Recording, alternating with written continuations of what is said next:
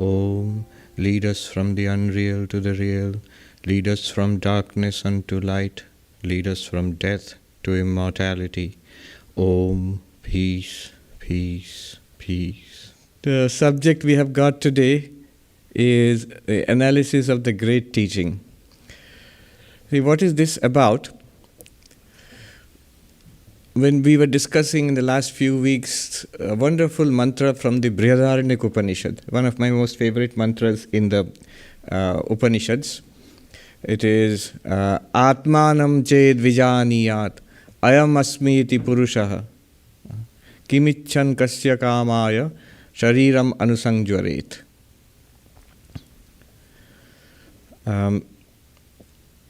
If one were to realize that I am this Atman means that the person were to realize that I am not this body, not this subtle body, the mind, or the causal body beyond the mind, the consciousness which is a witness of the three bodies, the consciousness which is a witness of the three states of waking, dreaming, and deep sleep. The consciousness which is a witness, the substratum of the five sheaths of the human personality, the Annamaya, Pranamaya, Manomaya, Vijnanamaya, and Anandamaya. If I were to realize this, then what would be the result? Kimichan kasya kamaya shariram anusangjuaret. Desiring what and for whose sake would one continue to suffer with the body, would one continue to suffer with the body? What does it mean? That if is a big one. It means that if we take to spiritual life and we become enlightened, then this follows. If we do not, then samsara will continue. Enlightenment requires a conscious choice that we take up spiritual life and methodically pursue it till enlightenment. Then only the results are available. Otherwise, by default, whatever is there, that will continue. If we keep doing what we have been doing, the results will also keep coming. Some good definition of insanity is to keep on doing the same thing and expect a different result. If is a big thing, it's a conscious decision. See, enlightenment, it is true that inevitably, maybe one day everybody will become enlightened in some life, sometime. But even there, the point that the mantra is making, even there, when we become enlightened, it will be only by this knowledge of our real nature, of who or what we really are. So this knowledge is what is being taught here. Once we get this knowledge, what will happen? We transcend desire. Desiring what? This pursuit of limited desires, thinking that this will give me happiness, that is transcended. We transcend the limited person, for whose sake? Kasya kamaya, for whose sake? We realize that we are not this limited person we thought we were, this one person in this one body and mind. We transcend these limitations. And then what is the result? That sharira, anusangjara, the suffering along with the body and the mind, you transcend suffering. That is the result. Overcoming suffering, attainment of fulfillment, that is the result of spiritual life. Now the core of it is Atmanam Ched Vijaniyad. Ched here means the if. Vijaniyad, if you realize the self is this Ayam Asmi, I am this infinite existence consciousness bliss. So this is the core of Vedanta. The whole thing can be compressed, summarized in the great mahavakya, Tat Tvam Asi, that thou art. These sentences which you find scattered across the Upanishads, they summarize the whole of the teachings of the Upanishads, the whole of Vedanta, the mahavakyas. Tat Tvam Asi from the Chandogya Upanishad, which means that thou art. The teacher, who is also the father there, Uddalaka, tells his son, Svetaketu, that thou art, Tat Tvam Asi. The same meaning you find in the Brihadharanyaka Upanishad, the Aham Brahmasmi, I am Brahman. It's the same meaning. The same thing you find in the Chandogya Upanishad, Ayam Atma Brahma. This very self is Brahman. Or in the Aitareya Upanishad, Prajnanam Brahma. The awareness that we find within ourselves, that is actually, if you would truly know what it is, you would find the infinite, you would find Brahman there. So, one sentence from one of the Upanishads of each of the four Vedas. So 4 mahavakyas we take conventionally, but many such sentences are there. Technically speaking, there are many mahavakyas. Just representative, we take 4. Now, the subject matter today is this mahavakya, analysis of this mahavakya. So what I'm going to do today is talk about the mahavakya, which is the essence, the heart of Advaita Vedanta, and we will take up the Tat Tvam Asi, that thou art, and we'll see how to understand the meaning of the mahavakya. So this is the subject this morning, the analysis of the meaning of the mahavakya. Great teaching here means you are Brahman, you are that thou art. That is the great teaching, and we're going to analyze that. It's a sentence. Just like any other sentence, it's comprised of words, that thou art, Tat Tvam Asi. Tat means that. What is that we will see? Tvam means thou or you. Asi is you are that. It's an identity statement. It's telling us something about ourselves. To understand the meaning of any sentence, you need to know the meanings of the words. So to understand the meaning of that thou art, Tat Tvam Asi, we need to understand the meanings of the words. And the meaning should be taken from the context, where the sentence has been taken from. The sentence is from the Chandogya Upanishad, the 6th chapter, where the father, Uddalaka, he sees his son coming back graduated from school, coming back from school and very proud of his learning. And the father, in order to deflate him, asks him a question. Son, did your teachers in school, did they teach you that knowledge by knowing which everything is known? And obviously the son is perplexed. What kind of knowledge could that be? I mean, by knowing chemistry, you know chemistry. By knowing biology, you know biology. By learning Sanskrit, one knows Sanskrit. But by learning one subject, one does not learn every subject. How is that even possible?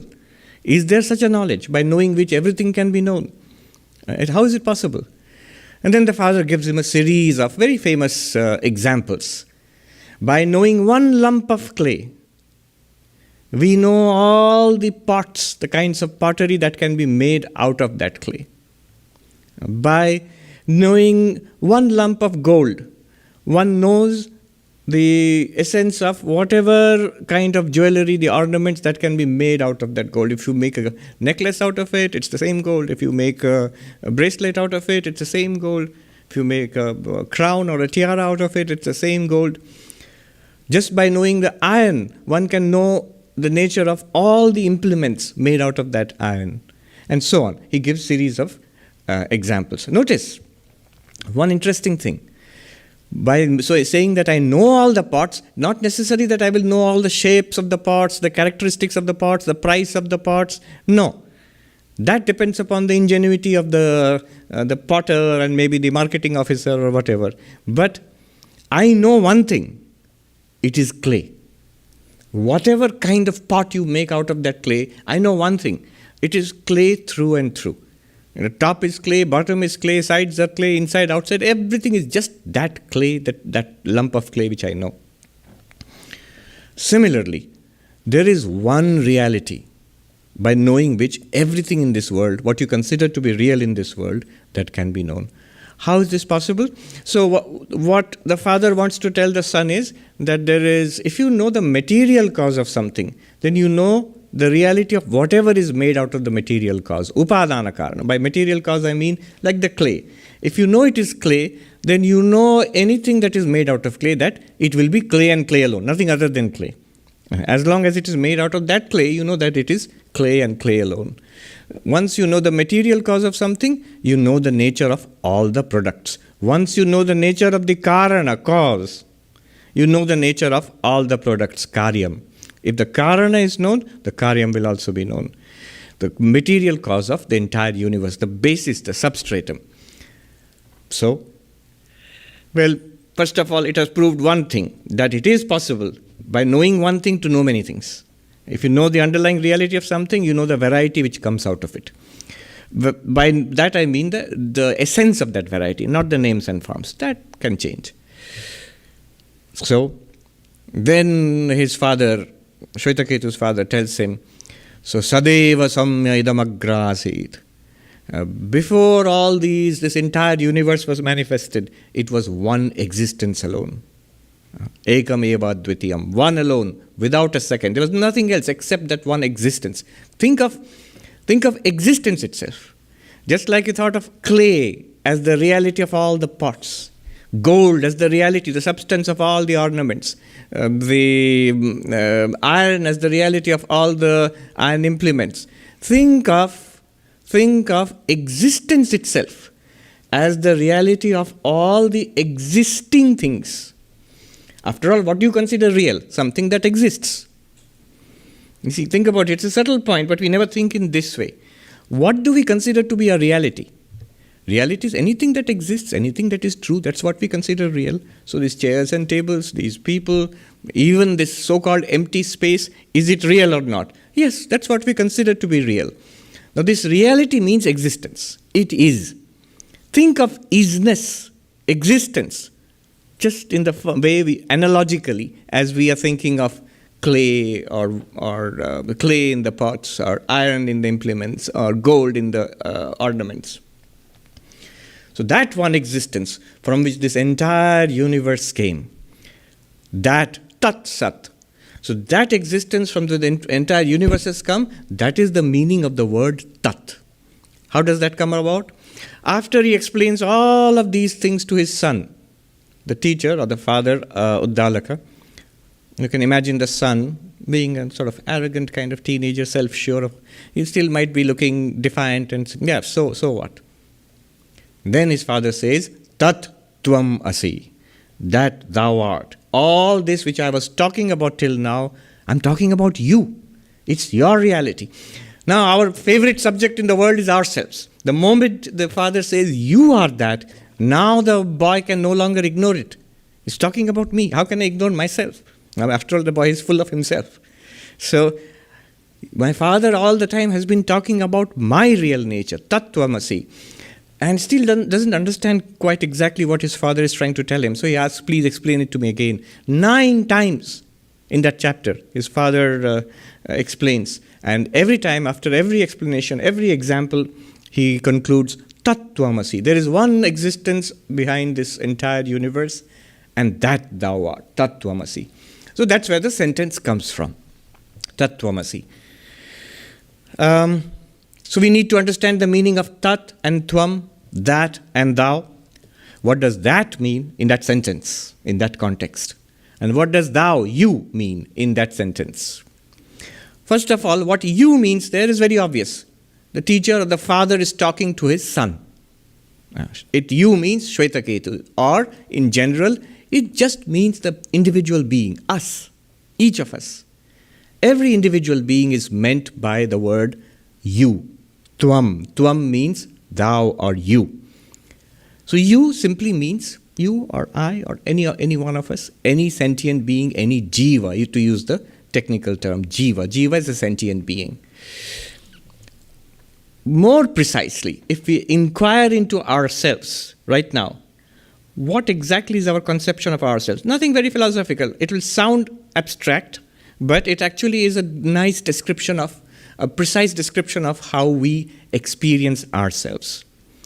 So the precise meaning of Tvam, the jiva, is an awareness associated with, limited by, enclosed by, so to say, body-mind.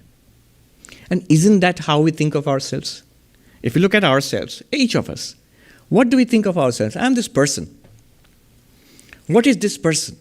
Well, first of all, here is the body. So are you just mass of flesh and blood? No. I am a living body. So are you just a living body and nothing more? No. I am a living, thinking, feeling, remembering, desiring, understanding, loving, hating body-mind. And in this body-mind, are you not aware? Yeah, I am aware also. Isn't the awareness central to it? The awareness in this body, isn't it central to your conception of yourself? Why? Because every change that you make in the body becomes from baby to teenager to youth to older, I am the same. body, the mind changes. So many new thoughts come, new things we learn, old things we forget. But it is my mind. I am the same person.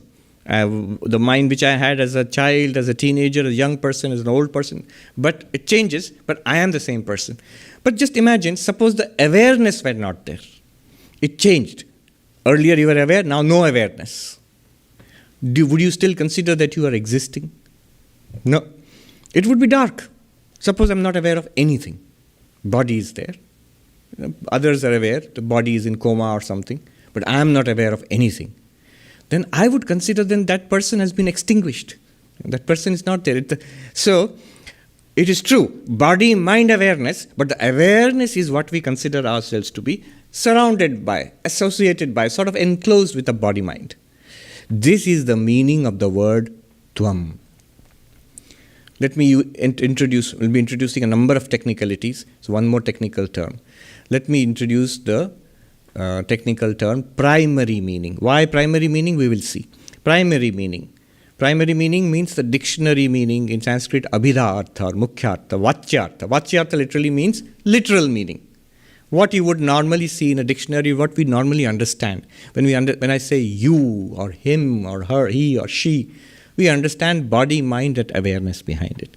So this is the primary meaning or vachyartha of the term Tvam, thou. And it's nothing difficult. It's every one of us, we understand that. And Vedanta tells us, by inquiry we will find that we are not the body really. The body is there, but we are not the body. We are not even the mind with thoughts and feelings, our personality, that mind contains the entirety of our personality. We are not even the awareness which you find in the mind, but we are an unlimited awareness being reflected in the mind as awareness. That's a lot. But what I mean is, if you look at the awareness in the mind, it is coming from an unlimited awareness. This is a limited awareness in this mind. It's an unlimited awareness which is shining in and through the mind.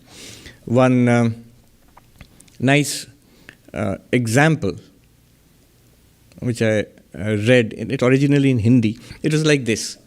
A man in a hut, imagine a little hut which is dark. A man sitting in the hut sees a strange light, little light in the hut. And he wonders, where is this light coming from? Then he sees, near the window, there's a small window. Near the window there is a dish, a plate, a dish, which has water. And that water is sparkling. And the water is shining. And from that shining water, a little bit of light is being scattered in the dark room. And then he wonders, where is the light in the water coming from? When he looks at the water, he sees a little sun shining brightly in that water. And he thought, where is the light in the water, that sun, where did it come from? And he looks out of the window and sees in the sky the blazing sun, which is illumining the whole world. And one ray of that is coming through the window and falling in that dish of water and making a reflected little sun there, which is sparkling, illumining the dish and the water and throwing a little bit of light into the room also. So, exactly like that. When we notice our own experiences. I am seeing, I am hearing, I am smelling, I am tasting, I am touching. We wonder, where is this light, this experience, this awareness in our senses, in our eyes, ears, in our touch, smell, taste? Where is it coming from? And we trace it back, it's all from the mind. You just notice all our awareness first is in the mind. I am aware. Then when I connect to the eyes, yes, the eyes feel aware. I am having a conscious visual experience. Connect to the ears, I am having a conscious auditory experience. But the consciousness is in the mind. Just like the body is like the dish and the mind is like the water in the dish. And in that water there's a reflected sun, tiny sparkling sun. Similarly, in our mind, there's this burst of consciousness. This is called reflected consciousness or Chidabhasa. And the whole process of Vedanta has not yet started. Real process of Vedanta is tracing back the Chidabhasa to its source, tracing back the reflected sun to its source, the blazing sun in the sky. Similarly, this consciousness is not really our true nature.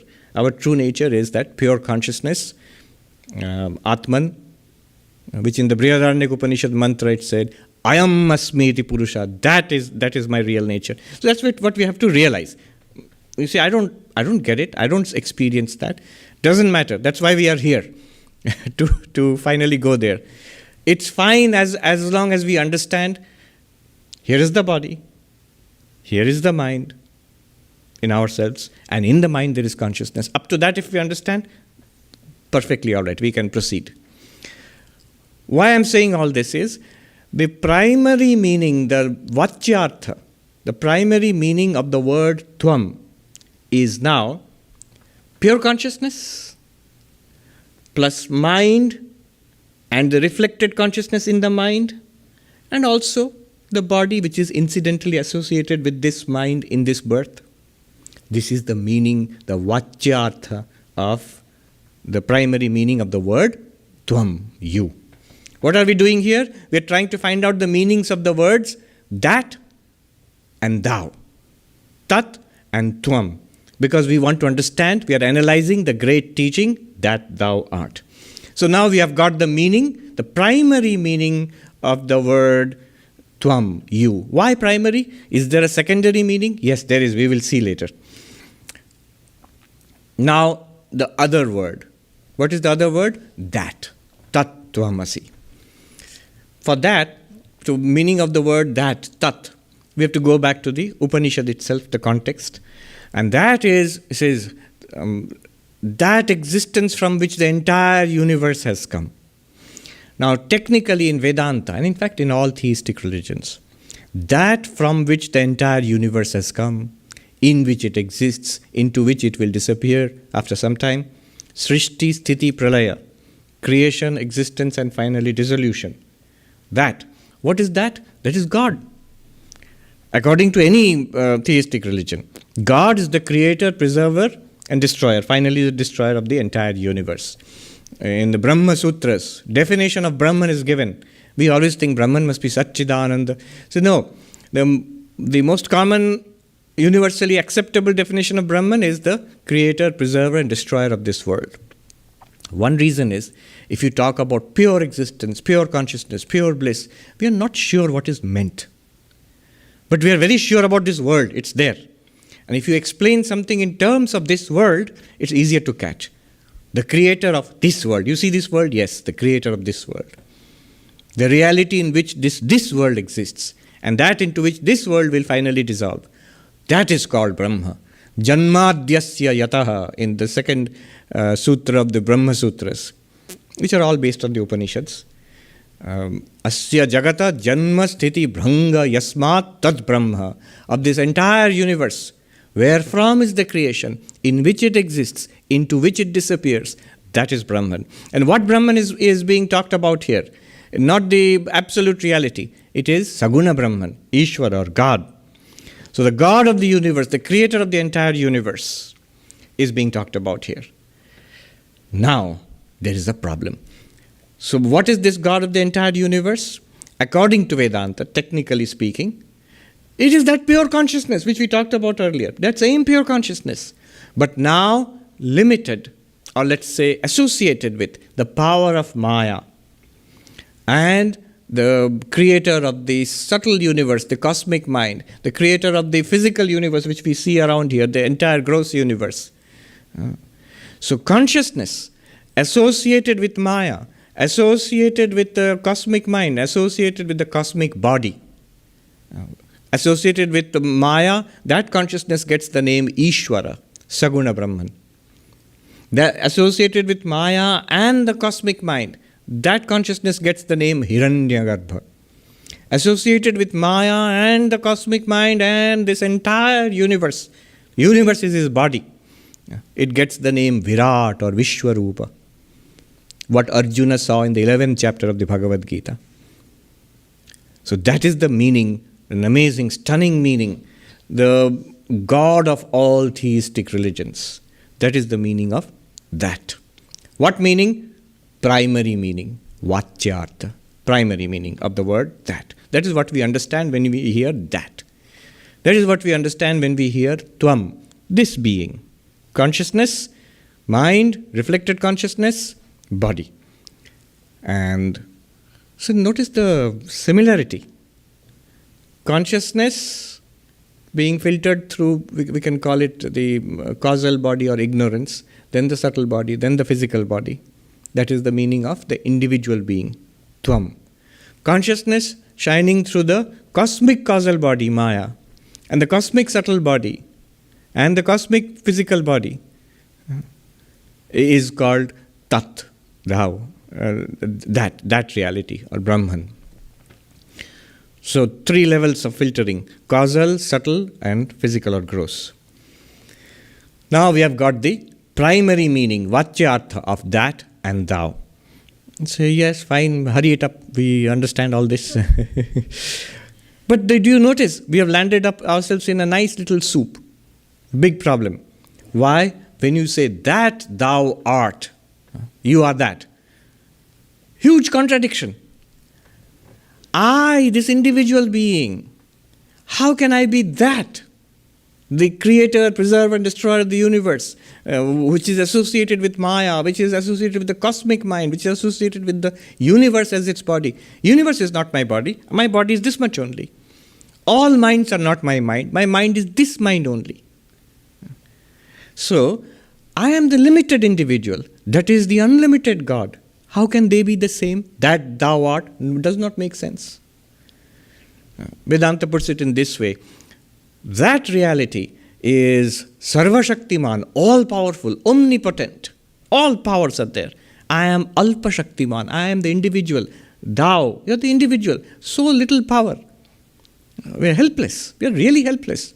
And tiny COVID, helpless. I remember last year, I was in Boston, and I was in a cab. At that time, the virus had just started, and Harvard University was shutting down.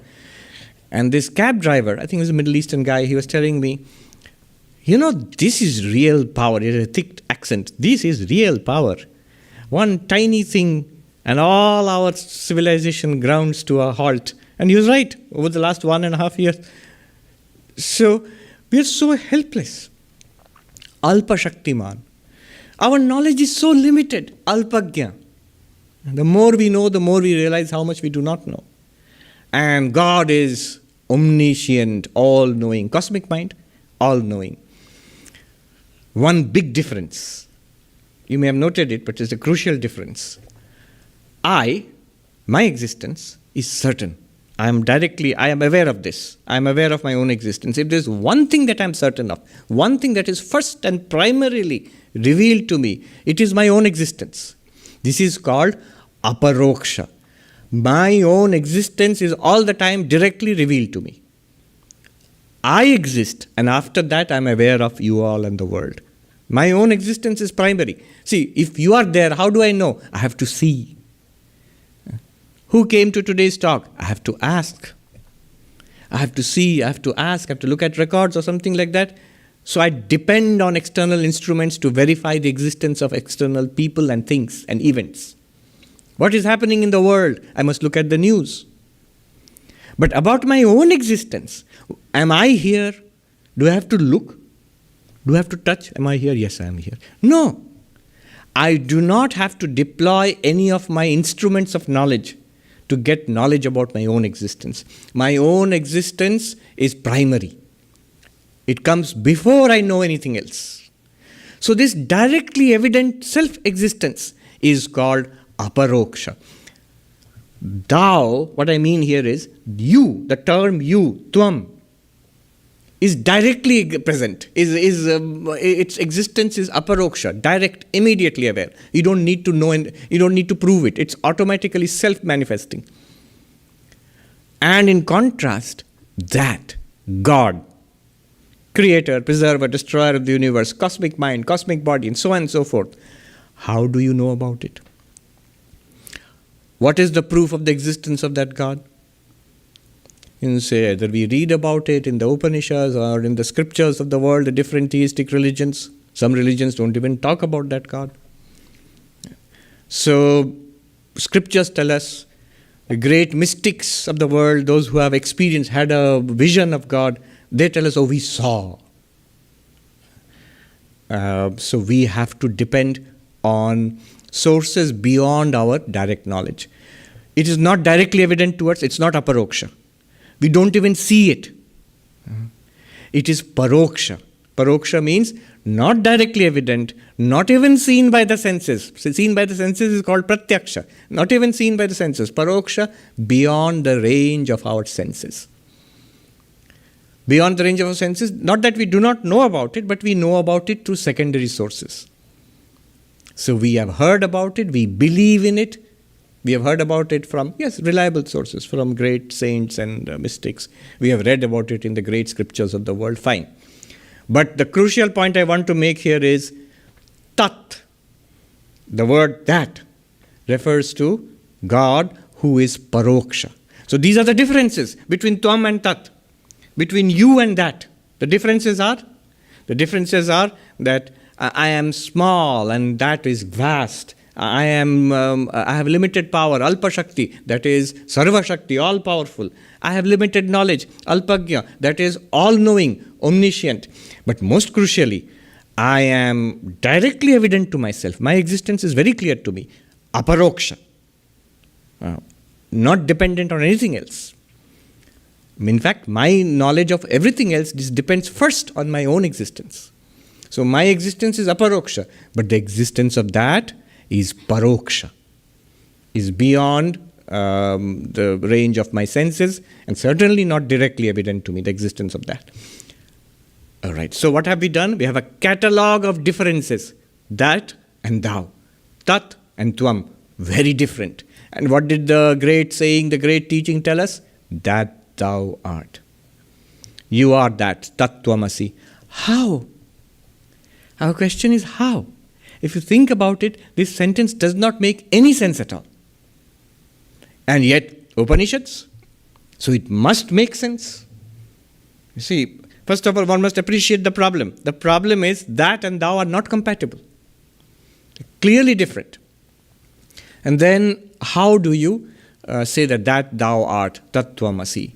And yet this is very important because this is the heart of Vedanta. Without understanding this, we have no way of understanding Vedanta. So what do? What we normally do whenever we come across something which is true but we don't understand the primary meaning, the vacyartha, we take an implied meaning. When the primary meaning does not work, you take a secondary meaning or implied meaning. In Sanskrit, when the vacyartha does not work, you take lakshyartha. Direct meaning does not work, you take lakshyartha. The Ganga is the river from Gangotri to the Bay of Bengal, Ganga Sagar. Okay? I took a bath in the Ganga. Did you take a bath from Gangotri to Ganga Sagar?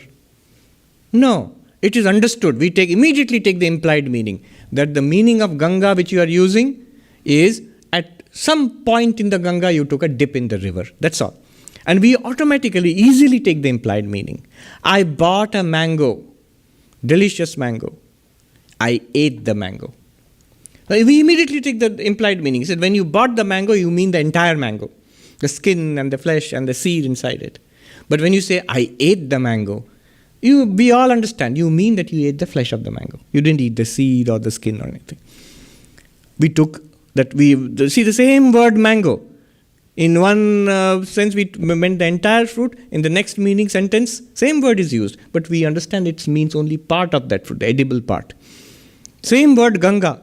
It means the entire river or only one spot at one time. Similarly, we have to perform this kind of operation on that thou art, Tat Tvam Asi. To do what? To go from the primary meaning, vacyartha, to an implied meaning. Why? Because the primary meaning doesn't work. It's full of contradictions. To make sense of this sentence, we have to go to the implied meaning. Now, here is some more technicality. Implied meaning can come in many ways. There are many options in Sanskrit to get implied meaning out of some words.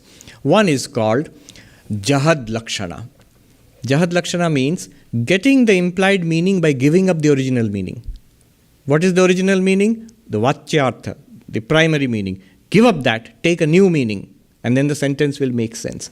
The example they gave classically, by the way, all this I'm saying today It's based on a variety of sources. Of course, the original Brihadharanyaka Upanishad mantra, but also Pancadasi, Vidyaranya's Pancadasi, the 7th chapter, Tripti Deepaha, but also Shankaracharya's Vakya Vritti, where it's a little small book, but the whole book is on analysis of that thou art. So I'm depending on that. Vidyaranya also depends on that. He quotes extensively from Vakya Vritti. But I'm also depending on those who are attending the Vedanta Sara classes. You will see I'm heavily borrowing from that also. So multiple sources. Now, the first way of getting an implied meaning is called Jahad Lakshana. Jahad Lakshana means you give up the original meaning. The example they give is in the Vedanta Sara, Gangayam Ghoshaha. The village of the cowherds is in the Ganga, the river Ganga.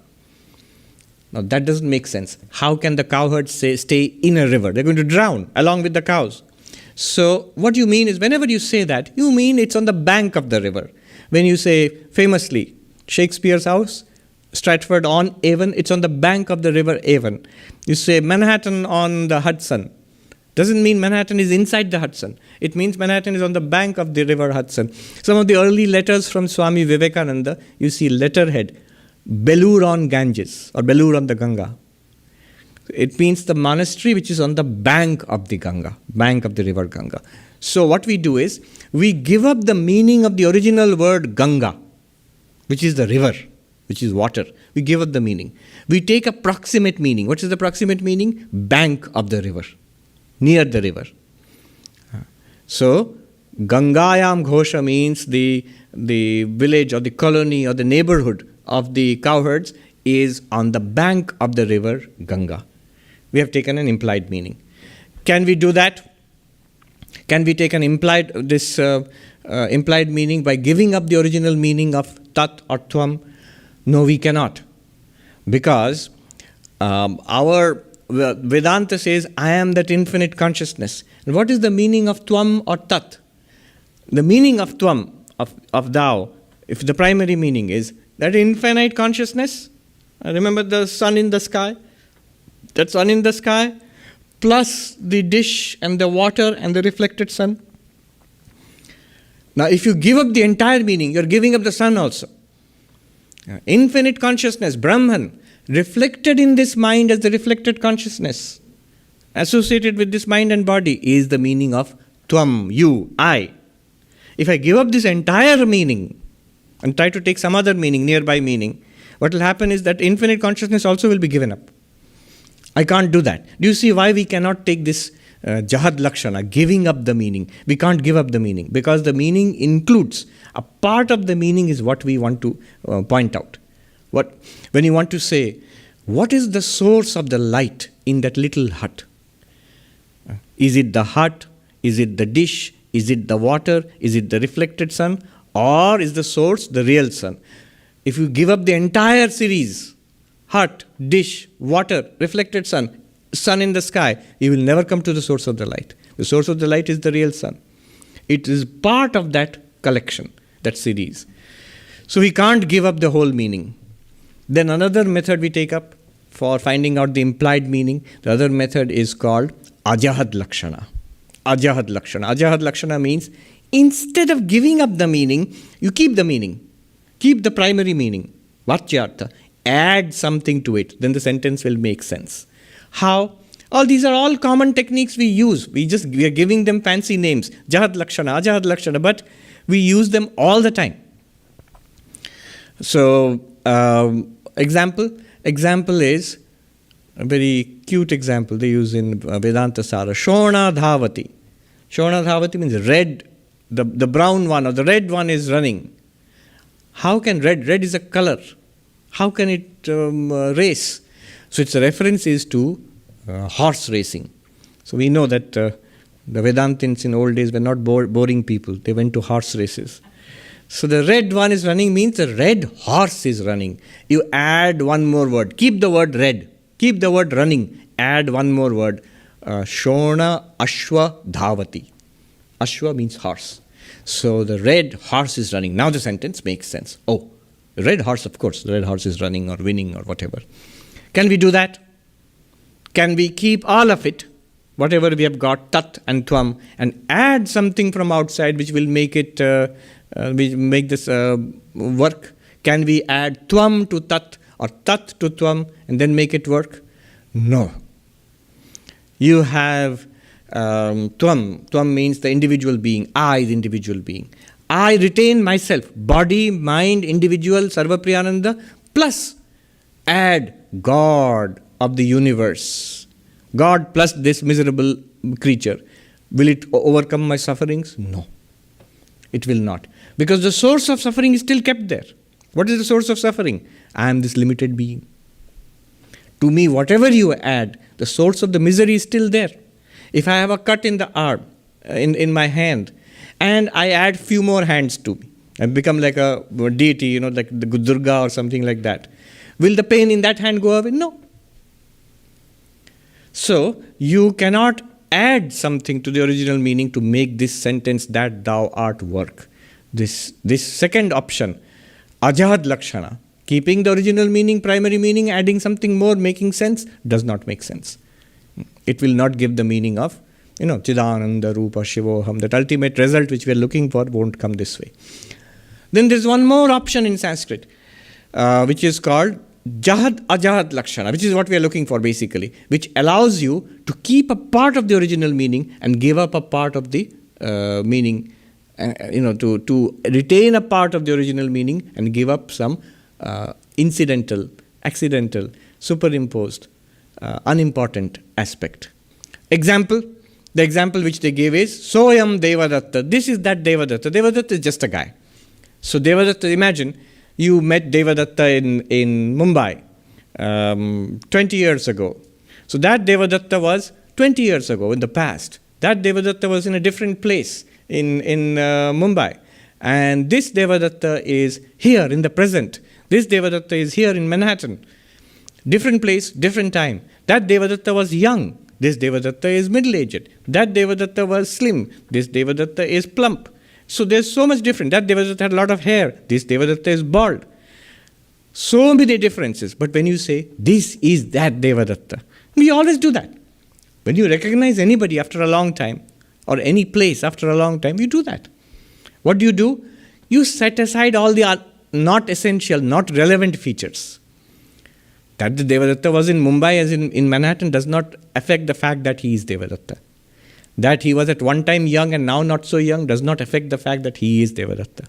That he looked different at that time, now looks a little bit different, does not affect the fact that he is Devadatta.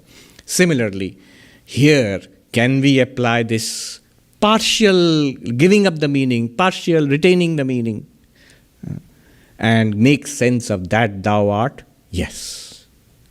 When we say that thou art, we give up the contradictory aspects. See, when you say this is that Devadatta, did you not give up the contradictory aspects? Does it make sense to say this is that Devadatta? What is he? Young, old Devadatta, hairy, bald Devadatta, Mumbai, Manhattan Devadatta. It's not possible. These are contradictory things. You cannot have them at the same time. So, you give up these contradictory things. In the same way, that thou art, you have to give up the contradictory aspects, which is not allowing you to fit the two together. Not allowing you to establish an identity. What are the contradictory aspects? All powerful, very little power. Sarvashaktiman, Alpashaktiman. All knowing, Tat. Little knowing, this Tvam, this person. You give up these contradictory aspects. Omniscient, little knowing, Sarvashaktiman, Alpashaktiman, Sarvagya, Alpagya. You give up these ones. And you take the one which is common to both, which is the underlying reality of both. What is the underlying reality of both? It is that one consciousness which through one individual body-mind becomes Tvam. Through the cosmic Maya, cosmic mind, cosmic body is the Tat. You ignore the individual body-mind, the individual causal body, individual causal mind, individual causal physical body, the cosmic Maya, the cosmic mind and the cosmic body, and you take the underlying reality. Are you allowed to do that? Yes. Here you understand the teaching of the importance of the Advaitic doctrine of Jagat Mithyatva, the falsity of the universe, that the universe is an appearance. If you do not take it to be an appearance, you cannot ignore them. If you are really associated with these are real entities, then you cannot ignore them. It's like saying, so suppose somebody watches 2 movies on a screen. One is a tragedy, one is a comedy. And if somebody says, the tragedy is the comedy, the tragedy is the same as the comedy, it doesn't seem to be so. How can a tragedy be the same as the comedy? The characters were different, the situation, story is different. One makes you laugh, other one makes you cry. How can they be the same? They're 2 different experiences. And yet the fact is, it is the same screen which appeared as the tragedy and which appeared as the comedy. What you mean by saying the tragedy and the comedy are the same is the background reality is the same. You had a dream which was a nightmare. You had a dream which was pleasant. You met your friends, things were nice. And if you say that nightmare and the pleasant dream are the same, what do you mean? Underlying both are you, the dreamer. And both of the dreams are not real, they are dreams. They didn't really happen. In the same way, when you say that thou art, and we take this jahad ajahad lakshana, we disregard the individual causal, subtle and physical bodies, the cosmic causal body maya and the subtle body, the cosmic mind and the cosmic physical body, and we take the underlying existence consciousness place, the screen on which these movies are playing, and we take that only. From that perspective, that thou art. That thou art. Take the sun in the sky example again. The sun in the sky is shining, and below in the garden there are 10 pots. And each pot there is water. In each pot there is a tiny shining sun. Now you take one pot and you find out where this sun is coming from. You go back to the sun in the sky. And it's the same sun in the sky shining in all the other 9 pots also. Ignore the 9 pots and the single pot. Ignore the water. Ignore the reflected suns. Take the only one common sun. Then you can say the reality of the one pot is equal to the reality of the 9 pots. What is the reality of the one pot? The light, source of light? That one sun. What is the source of light of the 9 different pots? That one sun. Now be careful when you apply these examples. Because in this example, for example, the sun is there in the sky. And separately there is a garden with 9 or 10 pots and there is water in that. So don't go to that. In Advaita Vedanta, there is only one consciousness in which these are appearances. There is nothing outside that.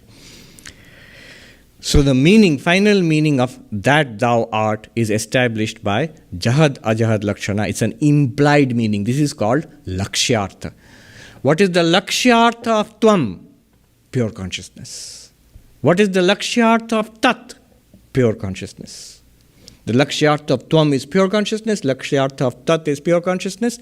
As that Tat Tvam Asi, that thou art, is established. The equation works. Alright, this sounds very complicated. What does it mean in practical terms? In practical terms, what it means is that we have to realize ourselves as pure consciousness. Then you have got the essence of yourself and of God. That's the meaning of Tat Tvam Asi.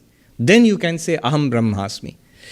What we do is, first of all, we have to see through the process of Vedantic inquiry. I am not this body, not this mind. I am the witness of this body and mind. You can do it in many ways. Drigdrishya Viveka, we have talked about it. You can do it in Panchakosha Viveka, the analysis of seer and seen, the analysis of the 5 sheets. You can do it in Avasthatraya Viveka, the analysis of the 3 states of waking, dreaming and deep sleep. Whichever way you go, what will you come to? You will come to, in Drigdrishya Viveka, you will come to the Drashta, Sakshi, pure consciousness.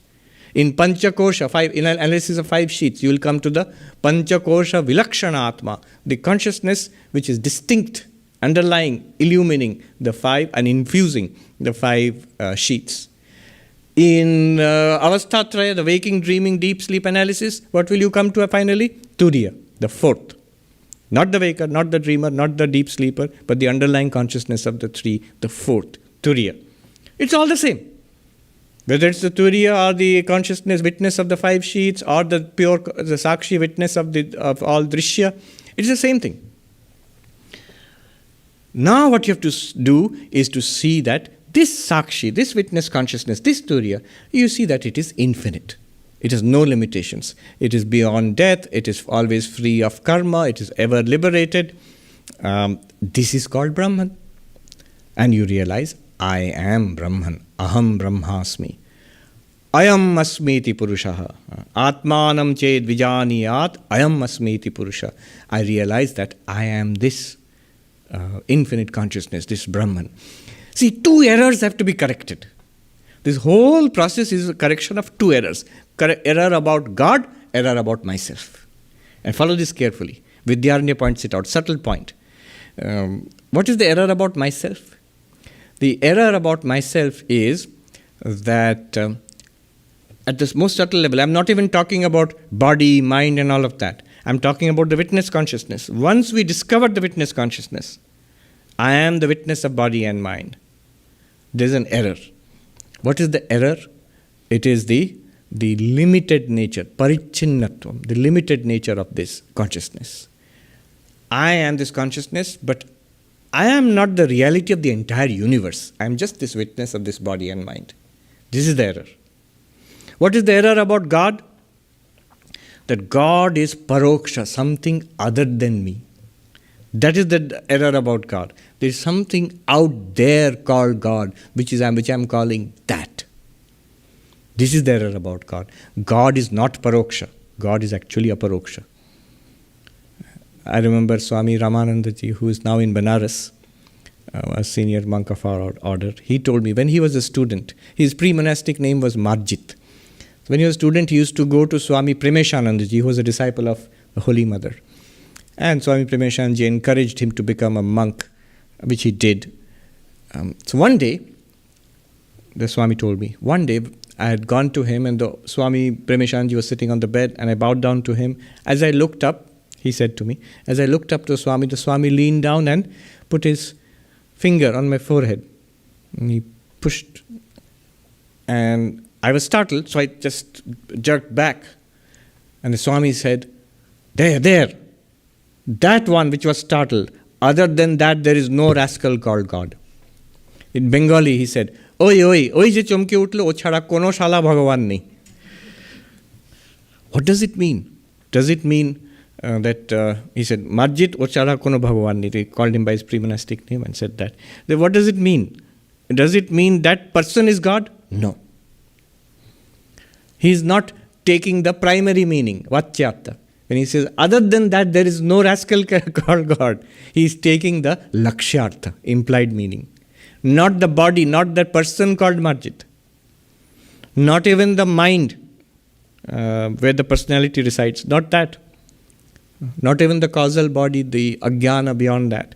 Beyond these three bodies, beyond these five sheets, panchakosha, dehatraya, beyond these three, the witness of the waking, dreaming, deep sleep of Marjit. That one. Other than that, there is no other thing called God. That is the error about God. The God is something other than my deepest reality. Initially, that error is good because my idea about myself is body-mind. If I think this is God, then this is completely wrong. Totally wrong. Often the dualists accuse non-dualists of blasphemy. You think you are God, you miserable little creature. See, miserable little creature. What is miserable and little? Little is this body. Little, miserable is this mind. Little creature. So the body-mind aspect, that is, in primary sense, if you take Vachyartha, the dualists are right. You should never identify yourself as God, as a little creature. But right here, in this body and mind, shines that reflected sun, the Chidabhasa. And if you trace it out, if you can get it through Vedantic inquiry, I am that infinite consciousness, which itself shines as God through the entire universe. Then if you say, Aham Brahmasmi, even if you don't say it, you will know it. I am one with Brahman. So this is the two errors which are to be corrected. What is the error about myself? That I am a limited consciousness. I am only the little sun in the pot, the water in the pot. No. We all can, to some extent, we can say that. It's like saying, I am not the pot, I am not the water, I am that little light in that water. That much is not difficult to understand. I am not this body, I am aware of this body. I am not the thoughts and the personality, I am aware of the thoughts and the personality. But that much only. From there, but that's not you. It's like looking at your face in the mirror and then beginning to think, I am not the mirror, but I am that face. From that face, you have to come to the original face, your real face. From the reflection of your face, pratibimba, you have to come to your real face. What is the problem? The problem is the real face is not seen. What is seen is an appearance, is not real. It's a reflection. What is the real is not seen. In the words of the British philosopher Bradley, who says, what appears is not real. What is real never appears. The very word appearance means false. Has two meanings. Appearance means that which you can experience. It also means appears to be, which means false. That turn has to be done intuitively, and that Vedanta points towards it. All these teachings, that thou art, it points towards that.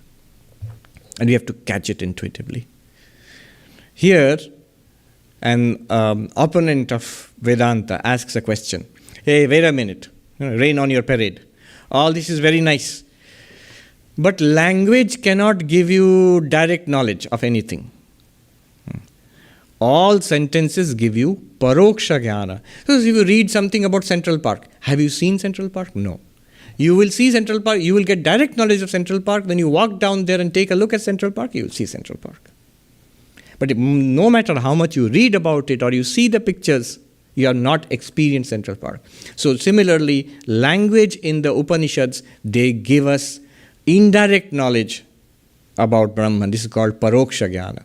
Then you have to meditate upon it, and some kind of power will be generated by meditation, and that will give you direct knowledge. Just like you read about Central Park, then you have to go to Central Park and see it. That will give you direct knowledge. This is the view of actually one section of Advaita Vedanta, sub-school. Not our view. The traditional view of Advaita Vedanta is called Shabda Parokshavada. Shabda Parokshavada means direct enlightenment from words, from a sentence. How? The 10th man story, you recall how it works? Their sentence was used twice. 10 friends were going on a journey, then they crossed the river and then thought, did all of us cross? They counted, and the counter forgot to count himself. So 1, 2, 3, 4, 5, 6, 7, 8, 9. Where is the 10th man? 10th man must have drowned. They were crying. Then another person comes and says, why are you crying? Oh, we were originally 10. Now we can find only 9. Our friend must have drowned. Now that person, the instructor, the teacher, says, the 10th man is there. Don't cry. The 10th man is there. That knowledge is indirect. The moment they hear, oh, the 10th man is there, they don't see the 10th man. They don't get it. In one sense, they are seeing the 10th person, but they don't get it. So that knowledge is indirect. So that sentence gave indirect knowledge. And in the Upanishads, you have many such sentences.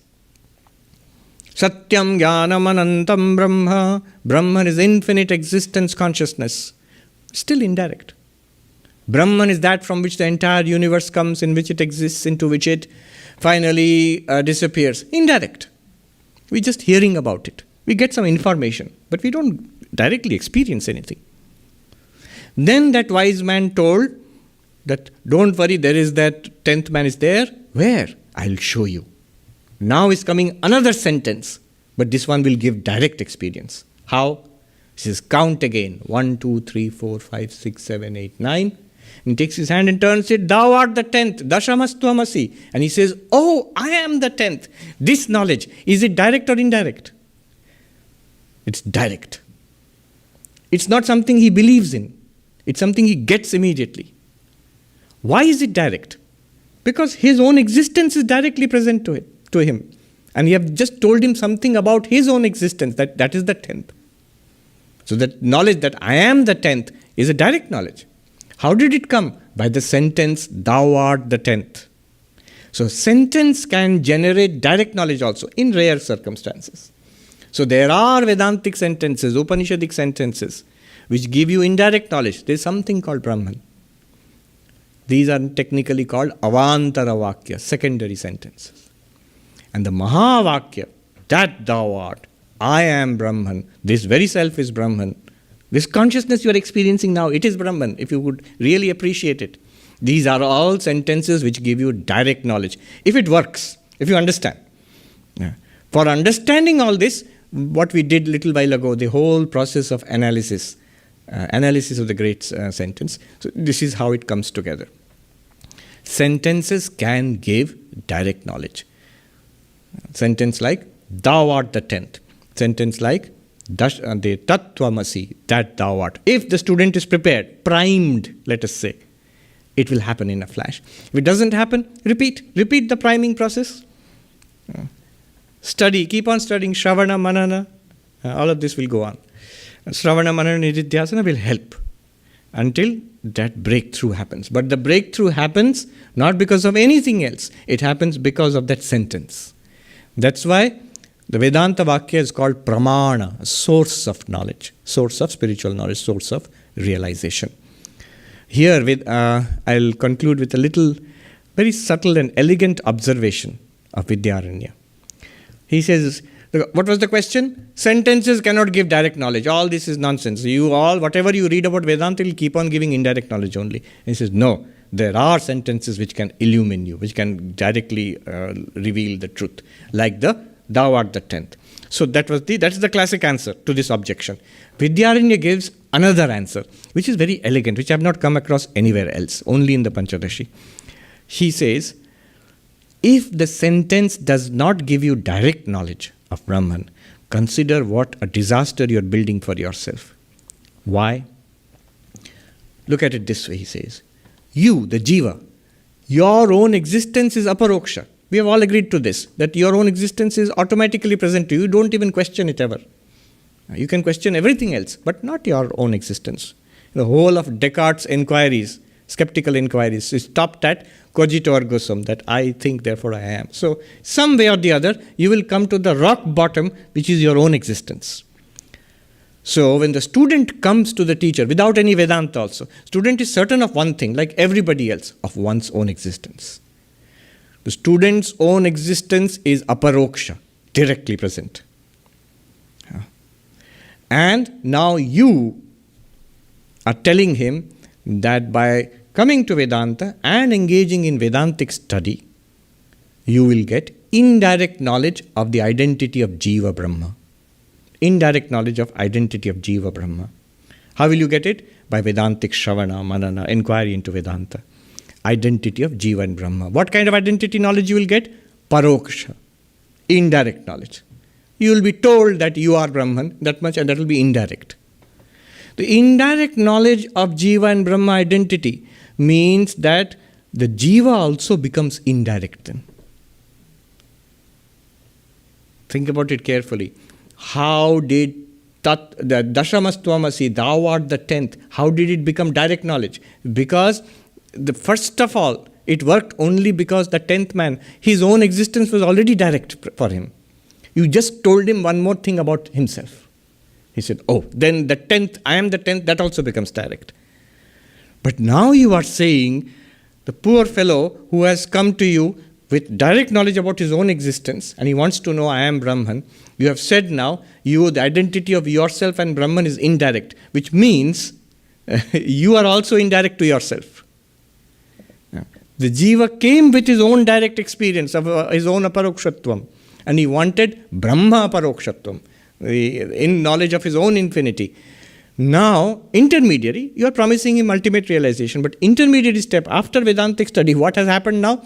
His own existence, which is part of the identity of Brahman and Jiva, that also has become indirect, because you are saying identity is indirect.